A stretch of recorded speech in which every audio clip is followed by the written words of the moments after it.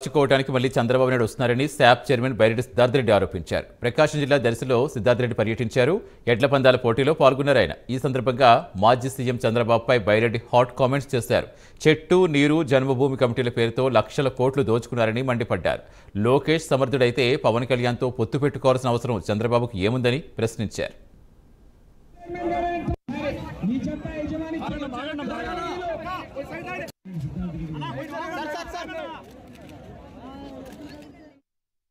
తెలుగుదేశం వాళ్ళకి వేరే పని లేదు. పొద్దున్నే 6 గంటలకు లేస్తారు, ఫ్రెష్ రెడీ అవుతారు, వైట్ అండ్ వైట్ గుడ్డలు వేసుకుంటారు.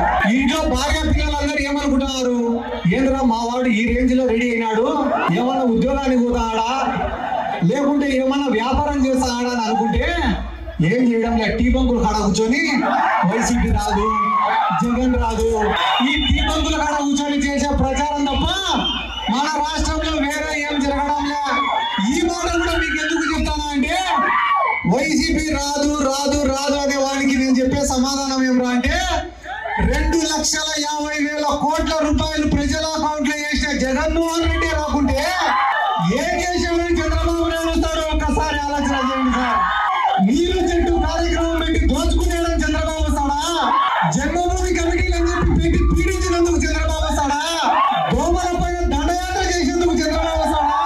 అమరావతి అని పేరు పెట్టి లక్షల కోట్లు దోచుకునేందుకు చంద్రబాబు వస్తాడా? ఎందుకు చంద్రబాబు నువ్వు వచ్చి ఏం చేస్తావు చంద్రబాబు అంటే, నా ఫ్రెండ్కి ఒకటి గాజు గ్లాస్ ఉంది, దాంట్లో మంచి క్వాలిటీ మద్యం వేసి జనాలకు తాపించేదానికి వస్తాడంట.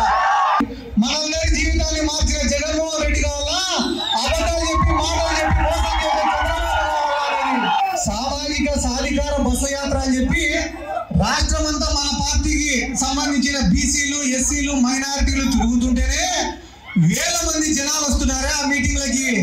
ఇంకో 15 రోజులు టైం, ఆ తర్వాత దిగుతాడు జగన్మోహన్ రెడ్డి. ఆ